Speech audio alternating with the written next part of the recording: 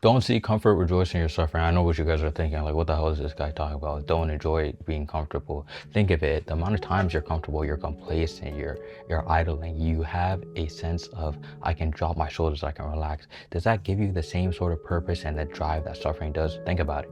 No, right? I was reading the Second Corinthians, and it was very eye-opening, because within Second Corinthians, you guys may or may not know, Paul was in prison again, writing a letter to the people in Corinth for the second time.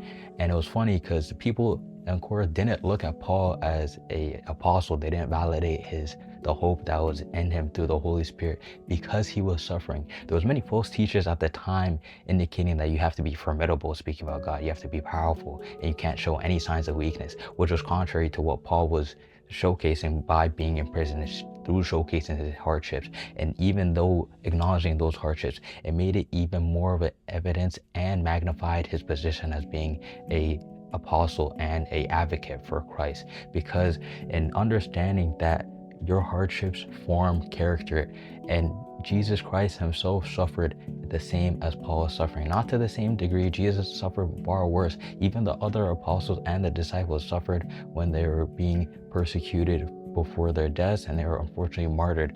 But in this instance within Second Corinthians, you facing adversity reveals the power of God. Because if you're only in instances where you're comfortable, you want to be comfortable for your health, wealth, career, relationships, I want everything to go ideally how I see fit, there's not an opportunity for you to grow. In your suffering, there's plenty of chances where you're testing the power of God that bestowed upon you, because in those moments of suffering, you have hope for a better future. You're able to form resilience and push through adversity. And in that suffering, you find joy and the beauty in the process. Because let's break it down like this.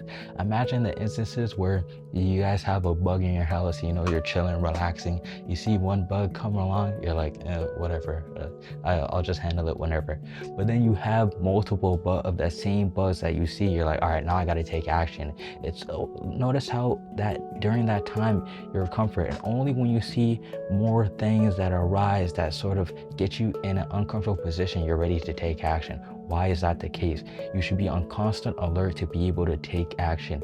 And I'm not saying you can never be comfortable, but that comfort comes from a strive of being complacent for certain things.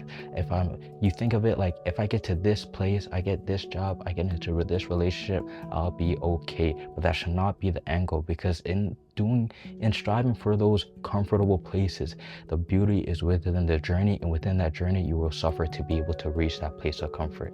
And then in that process of suffering, that's where the most growth happens. Friends, you have to understand you can have comfort, but it shouldn't be the end goal. I'm not saying suffering should also be the end goal, but it is a beauty in the process and beauty in striving to suffer. Suffering can be a hard thing to sort of cope and understand that, why should I rejoice in my suffering? Because it's humbling too. The amount of times that you're faced with settling of comfort, you feel like you're on top of the world. You feel like nothing can go wrong. In the moments of comfort, you're weakening your character, because that's when you start, like I said before, dropping your guard, letting things pass.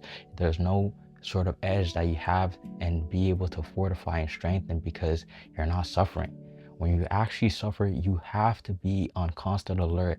And it's not necessarily a bad thing to be on constant alert too. It gives you a sense of purpose. It gives you a sense of, being better for yourself, being better for God as He called you to be. It's one thing to actually strive to be comfortable, and it's another to be striving for comfort while doing nothing in the process. You can have that level of comfort, but without the suffering throughout the process, it's not even going to make the position that you reach to be comfortable in even better. You're going to get up there and be like, okay, I got to this mountaintop, I got to this amount of money per month, I got to this job, I got into this relationship, I got to learn this skill, but what's next?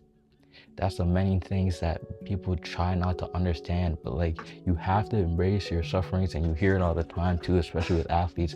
Whenever they reach the mountaintops and they go through either recovering injuries or they win the championship or whatever sport they face, they're like, they found joy in the suffering, they found joy in the process. And that's synonymous too. Within the suffering, it's also the beauty in the process, where you're making effort, you're making progress. Like I said before, you're persevering, you're fighting through adversity. That builds character, that builds independence, that builds strength, that strength that comes from within and the strength that comes from God. Like within the Second Corinthians, the Apostle Paul was fortified with the strength that he knows that his suffering wasn't in vain.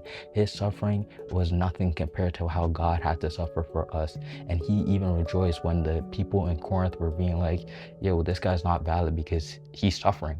They try to diminish his sufferings and be like, if you're not in a position where you're constantly winning, your take on the gospel and indicating the hope that's in you in reflection of God is invalid, when that's not the case.